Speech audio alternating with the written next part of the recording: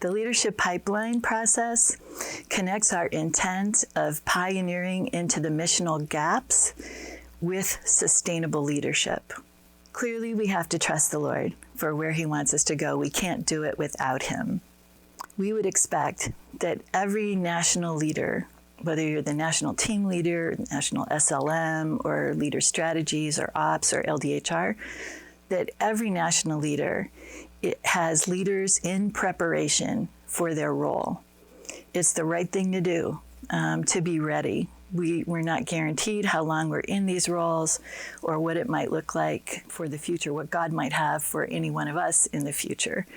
So getting ready, getting the next generation ready is super important to our mission. Okay, so these two processes,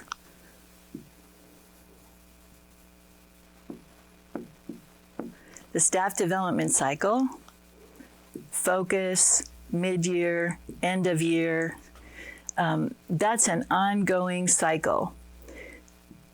And when it is done well, it empowers a leader to take steps of faith. It gives the freedom that we're talking about with new mindsets while establishing the sort of riverbanks that leader can operate within. That's essential. This is every team leader, no matter where you are.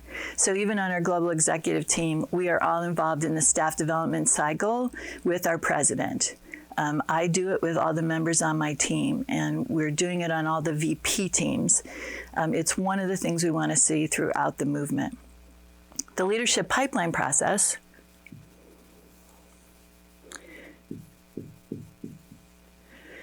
starts with, where is God calling us to go? We need to have direction,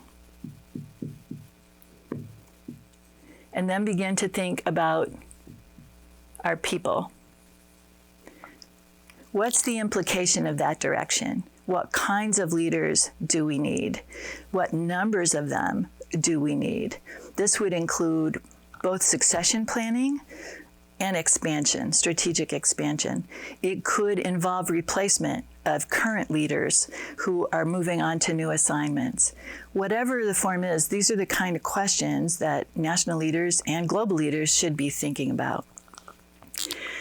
Once we get to who are they, we want to assess their abilities.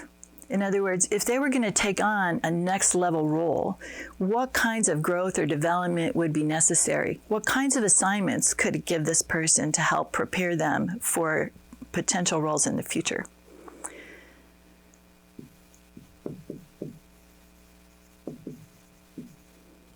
Experience and development. And then we come back around here and say, let's deploy those leaders towards this direction. This cycle, the staff development cycle, I call it the bread and butter development strategy because we do it everywhere. It helps every staff ensure that they are growing and effective. It also helps us identify those who have potential beyond their current assignment. You can begin to see the change in the thinking and stuff like that. It sort of just rises in the course of a team, and you can see who maybe the next potential team leader could be, whether it's for that team or for another team somewhere else. That information feeds into this process, this national process.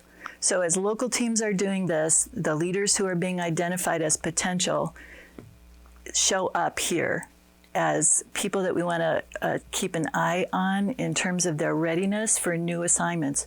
Let's assess, develop, and give them key opportunities, and then give them the kind of challenge that could enable them to fly. This development, when somebody has that kind of potential, can come over here back into the staff development cycle and result in some work that is given that person either on behalf of the national ministry or on the local ministry, again, to get the cut of the person. Like, what are their strengths? Where are they in terms of their readiness for something new? Okay, these two processes work hand in hand.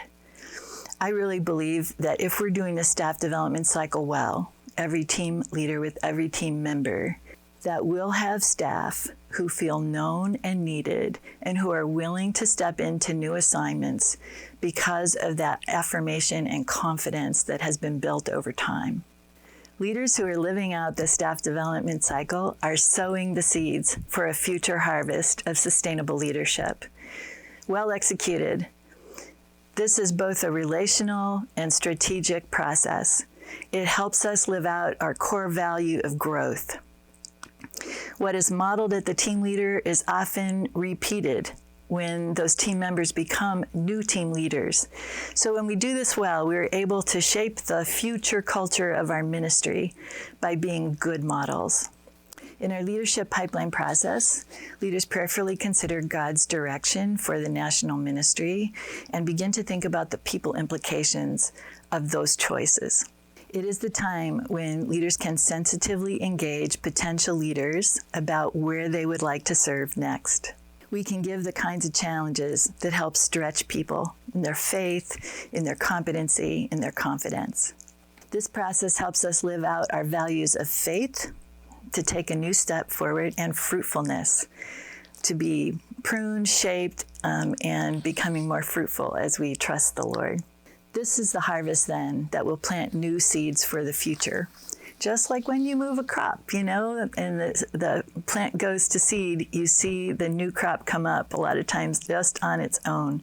This is my hope and my prayer. So let's plant the seeds of relationship and challenge. Let's water and fertilize those seeds. Whether you call it the development cycle or not, those are the things that are needed: relationship, challenge, feedback, and support. Let's pay attention to our flocks, as Proverb instructs us. I trust that the Lord will give us a harvest when it is ready. So may the Lord guide you as you lead. May He give you the ability to sow the seeds and plant and water them. And may He bring to you, your country, your leadership, the harvest of sustainable leadership that we're all anticipating, to His glory and the fulfillment of the Great Commission.